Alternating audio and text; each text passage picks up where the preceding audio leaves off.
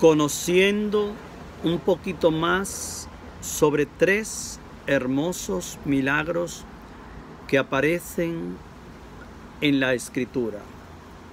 Así titularemos toda nuestra enseñanza.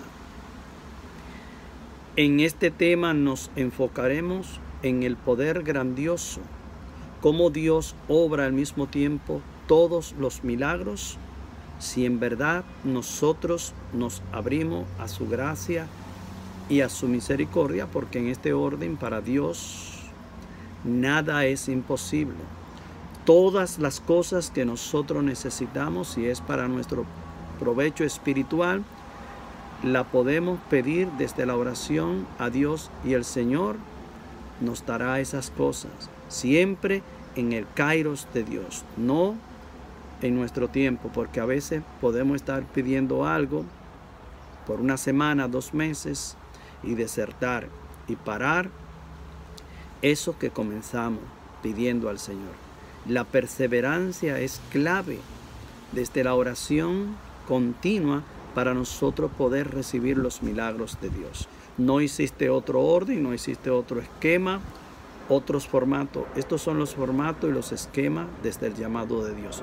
Perseverar siempre en la oración y pedir todas esas cosas que nosotros necesitamos. Vamos a iniciar con esta humilde oración en el nombre del Padre, del Hijo y del Espíritu Santo. Amén. En este primer orden, al primer milagro que vamos a compartir en la mayor brevedad posible, aparece en el Evangelio según San Juan, capítulo 8. Ahí el evangelista Juan nos habla sobre una mujer adúltera. Por otro lado está la parte de los maestros de la ley, los escribas y fariseos, que tomaron este mal ejemplo de esta mujer y se la presentaron a Jesús con la única finalidad, no para bien, sino para tentar a Jesús, para probarlo, para ver lo que él decía. Y sin embargo, por otro lado, también vemos la turba que venían armados con piedra para aniquilar a esta pobre mujer. Y Jesús tuvo compasión de esta mujer adúltera y rescató a esta mujer de las manos de estos hombres que en verdad le querían hacer daño a esta mujer. Y estas fueron las palabras que Jesús le dijo a los maestros de la ley y a toda esta turba.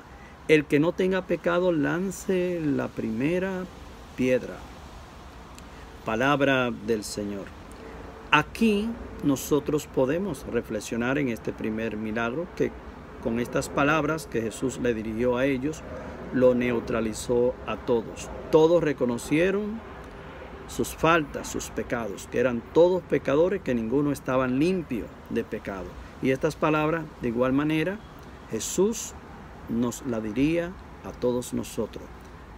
El que no tenga pecado, que lance la primera piedra. ¿Qué podemos aprender aquí? Que deberíamos de parar las murmuraciones, la criticadera, los falsos testimonios que levantamos contra nuestros hermanos, los señalamientos, juzgando a las personas. Esta es la parte, porque nosotros no estamos libres de pecado y eso no nos corresponde a nosotros.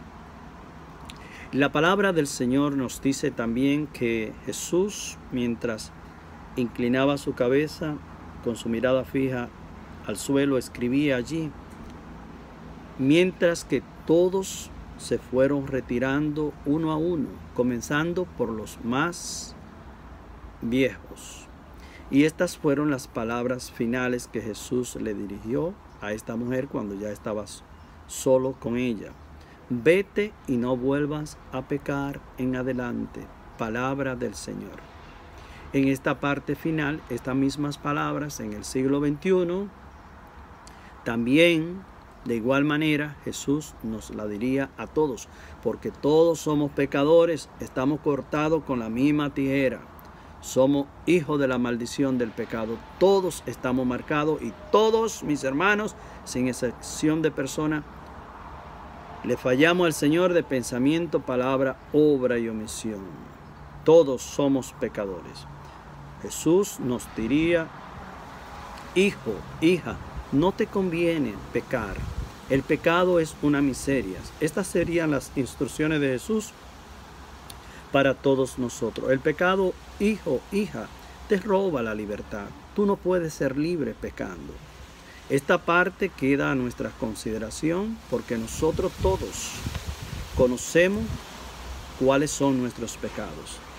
Y si nos encontramos en esta posición una vez más, Jesús nos diría que el pecado nos roba la libertad, no nos deja libre en lo absoluto, como hijos e hijas de Dios. El segundo milagro aparece en el Evangelio según San Lucas, capítulo 4, versículos 27 y 28. Ahí el evangelista Lucas nos habla sobre el profeta Eliseo, que en ese tiempo, en el pueblo de Israel, en ese tiempo había muchos leprosos. Y el único que fue purificado y sanado fue Naamán el sirio. Y sin embargo tuvo que hacer algo, tuvo que realizar un mecanismo para poder lograr estas cosas. Aunque tenía algún pretexto, no queremos entrar en esos detalles, el profeta lo que le dijo fue de parte del Señor que se bañara 7 veces en el río del Jordán, que sanaría y que su piel quedaría como un niño. Y así lo hizo y recibió a Naamán el sirio, el milagro, fue purificado.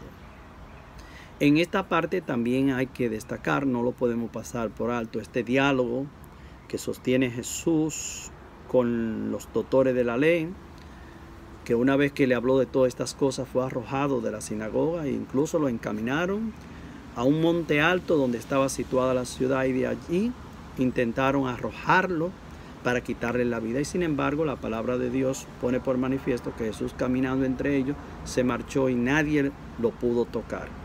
Desde luego, sentido común, todavía no había llegado la hora para Jesús.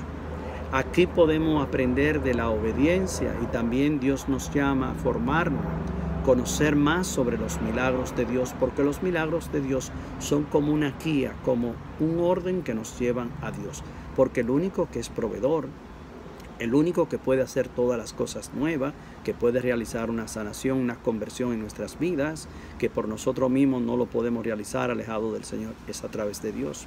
Si estamos en cualquier momento difícil de nuestras vidas, atado a un vicio, a una atadura que no la podemos romper, el Señor puede purificar nuestras vidas. Así como vemos en este contexto histórico que Naamán el sirio fue purificado de la lepra. Todos nosotros conocemos cuáles son nuestras lepras, cuáles son nuestros pecados que tenemos que dejar. Y solo con la ayuda de Dios es que nosotros podemos sanarnos de todas esas enfermedades espirituales. Último milagro, y aquí terminamos con un mensaje breve para darle conclusión. Está tomado del capítulo 4, Segunda de Reyes, donde nos encontramos con un diálogo del profeta Eliseo y la viuda. Una viuda que con la partida de su marido, que era un hombre muy temeroso de Dios, y sin embargo ella se quedó con 2 hijos y una deuda grandísima que le había dejado su esposo. El profeta Eliseo se acercó a ella y le dijo con mucha empatía, mucha cortesía, me imagino en este contexto, que qué él podría hacer por ella, y también le hizo una pregunta que qué tenía en su casa, y ella le dijo que lo único que tenía era un frasco de aceite de perfume. Ya en este punto, cuando el profeta escuchó esta cosa, que era lo que ella tenía, entonces el profeta le ordenó que fuera donde su vecina, que tomara vasija prestada, que entrara con sus hijos, que cerrara la puerta y comenzara a vertir ese aceite ahí en cada una de esas vasijas. Y así lo hizo gradualmente, con la ayuda de sus hijos, llenó toda la vasija. Y ya cuando terminó, entonces el profeta volvió a decirle: ve y vende ese aceite, págale a tu acreedor, y con lo restante tú y tu hijo vivirán. Palabra del Señor. Una historia, mis hermanos, hermosísima,